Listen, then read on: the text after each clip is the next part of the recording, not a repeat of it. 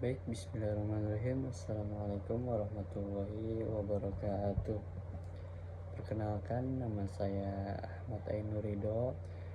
Saya dari jurusan Akidah dan Filsafat Islam semester 4 kelas A. NIM saya 231310008. Asal saya dari Kota Tangerang, di Kecamatan Cipondo, Kelurahan Gondrong. Hobi saya main badminton. Jadi di video ini sama kayak sebelumnya, dimana video ini adalah untuk memenuhi tugas UAS mata kuliah Teologi Pembangunan yang diampu oleh Bapak Ivan. Oke, langsung saja ke pertanyaannya. Jadi pertanyaan pertama itu menjelaskan bagaimana tauhid dapat menjadi landasan politik dan ekonomi.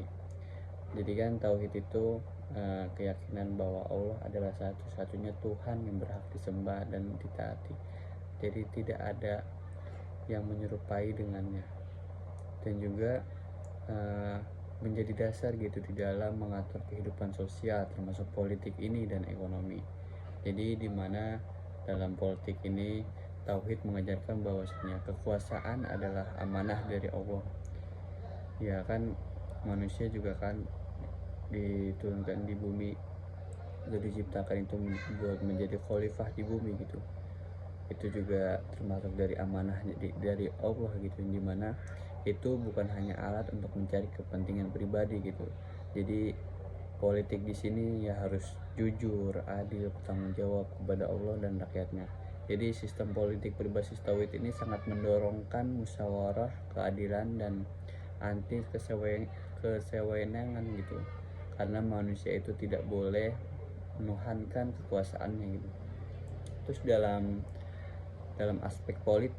aspek ekonomi, tauhid ini menekankan bahwasanya harta adalah titipan dari Allah yang harus digunakan dengan cara yang benar gitu.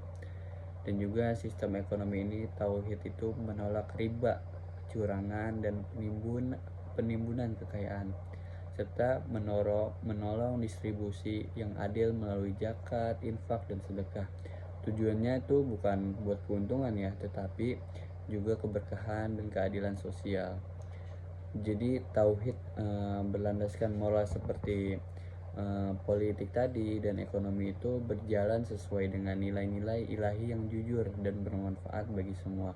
Mungkin itu sih penjelasan dari pertanyaan pertama. Lanjut ke pertanyaan yang kedua ya, yaitu jelaskan bagaimana tauhid dapat menjadi pondasi penataan lingkungan hidup dan kota.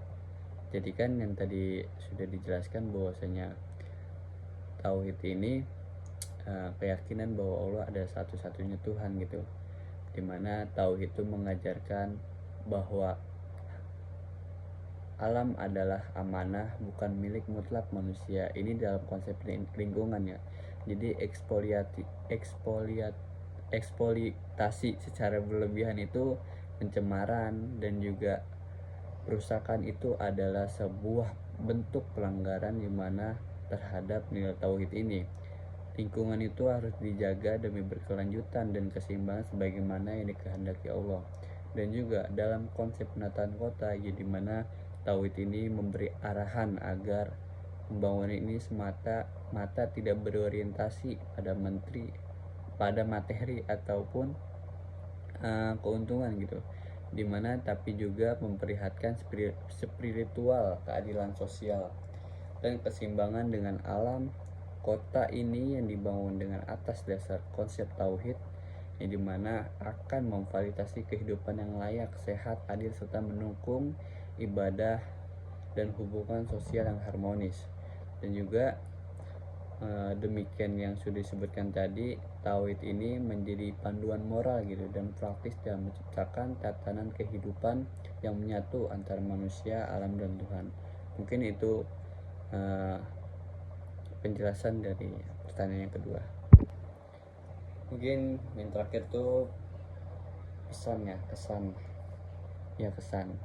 dimana kesannya itu adalah dalam mempelajari teologi pembangunan ini adanya munculnya kesadaran kritis, di mana banyak sistem pembangunan modern itu sering mengabaikan gitu aspek kemanusiaan dan lingkungan.